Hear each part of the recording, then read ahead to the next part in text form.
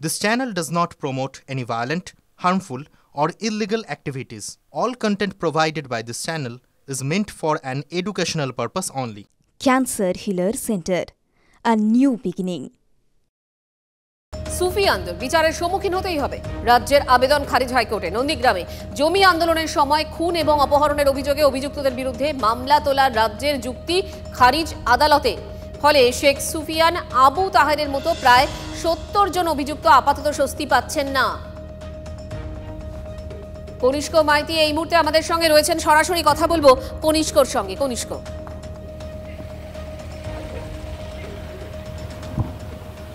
দেখো, আমি এই মুহূর্তে রয়েছি নন্দীগ্রামে, আর নন্দীগ্রামের সেই ঐতিহাসিক সংযোগ অর্থাৎ ভাঙাবেড়া ব্রিজে। আমি তোমাকে ব্রিজটা দেখানোর চেষ্টা করব। এই সেই ভাঙাবেড়া, আমার ঠিক পেছন দিকে যেখানে আছে সেটা হচ্ছে খেজুরি, আর ডান দিকে যেটা ক্যামেরা যতদূর দেখা যাচ্ছে সেটা হচ্ছে নন্দীগ্রাম। আর এই নন্দীগ্রামেই কিন্তু 2007 সালের থেকেই ভূমি উচ্ছেদ প্রতিরোধ কমিটি যে আন্দোলন, শিল্প বিরোধী যে আন্দোলন, জমি দেব না জীবন জীবিকা বাঁচার যে আন্দোলন, সেই আন্দোলনটা কিন্তু হয়েছিল।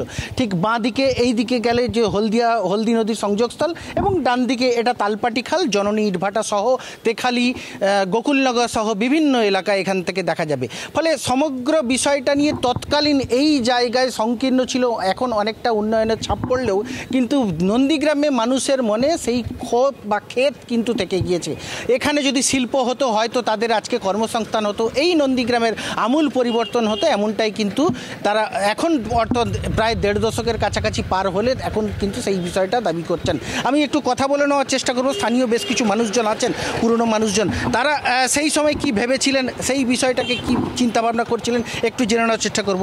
দাদা, তখন তো আপনি এই এলাকার প্রধান ছিলেন, তো সাধারণ মানুষ বা আপনাদের এখানে যারা জমি আন্দোলন করেছিল তাদের অভিযোগ ছিল আপনারা জমি জোর করে দখল করে নিচ্ছিলেন। আদপে কি ঘটনাটা ঘটেছিল? আদপে এটা হুগলি নদীর মোহনা, এটা এবং বঙ্গোপসাগরের তটভূমি, দুটোর সংযোগস্থল। এখানে ভারী শিল্প হওয়ার একটা সম্ভাবনাময় অবস্থান ছিল।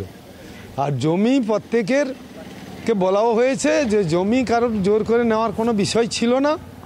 কলকারখানার সম্ভাবনাময় জায়গা বলে সবাইকে মিটিং করে বা সভা সমিতি করেও বলা হয়েছে যে এখানে কলকারখানা হলে নিশ্চিত তারা যারা ক্ষতিগ্রস্ত হবে, সে বর্গাদার, পাট্টাদার কি যারা রায়ত জমির মালিক, তারা সকলেই হচ্ছে ক্ষতিপূরণ পাবে।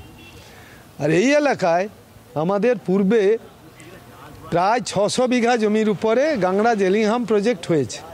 সে জমি অধিগ্রহণ করে বার্ন স্ট্যান্ডার্ড, তার উপরে ওএনজিসির অর্ডার পেয়ে, ওএনজিসির অর্ডার থেকে নিয়ে তারা তেল তোলার রিক তৈরি করছিল, এখানে মেনডেক এবং হেলিডেক তৈরি করছিল।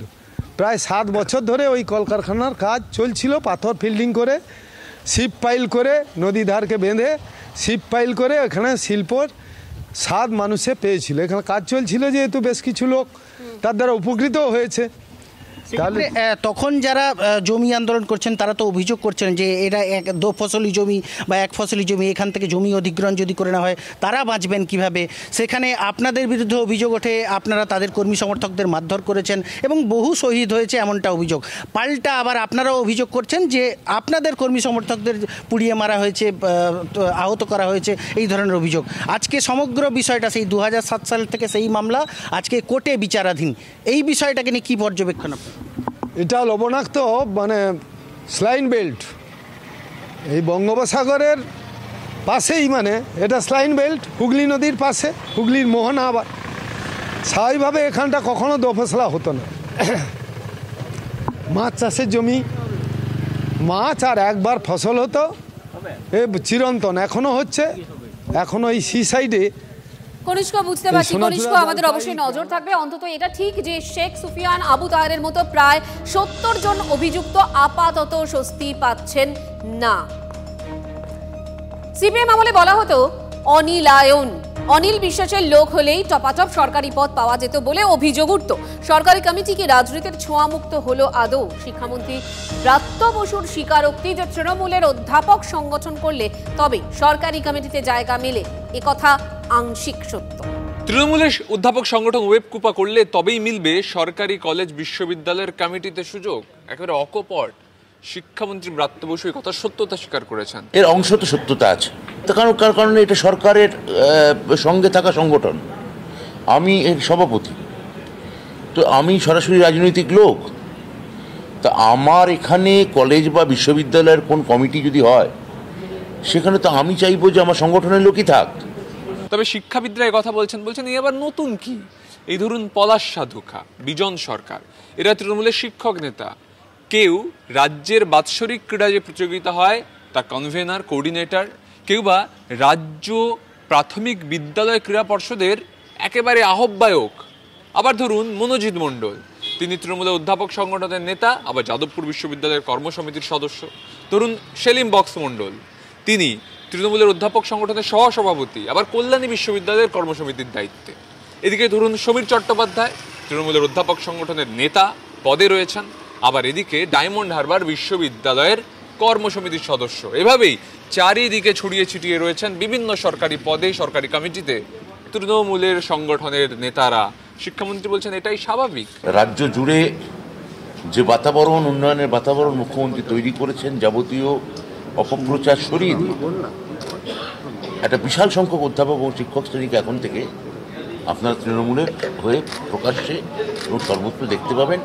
এই ভদ্রলোক শিক্ষামন্ত্রীর দায়িত্ব নেওয়ার পর থেকেই দেখা যাচ্ছে যে নির্লজ্জতা এবং মূর্খতায় এটা সীমা ছাড়িয়ে গেছেন। তৃণমূল করে বলে তারা এতটাই অপাঙ্ক্তেয় হয়ে যাবে, এ তো হতে পারে না। রাজনৈতিক মতামত তো থাকতেই পারে, কিন্তু সরকারি কমিটিতে কোনো শিক্ষক বা অন্য কোনো ব্যক্তির তার গুণের যে পরিচয়, সেই জায়গাটা বিচার করা হবে না, সে কোন সংগঠন করে সেইটা বিচার করা হবে। এটা একটা জঘন্য প্রস্তাব। কমিটিতে থাকার গুণগত বিচার না হয়ে হবে রাজনৈতিক আনুগত্যের বিচার, প্রশ্ন তুলছেন শিক্ষাবিদরা। ক্যামেরা মাখনের সঙ্গে সুমন, TV9 বাংলা, কলকাতা।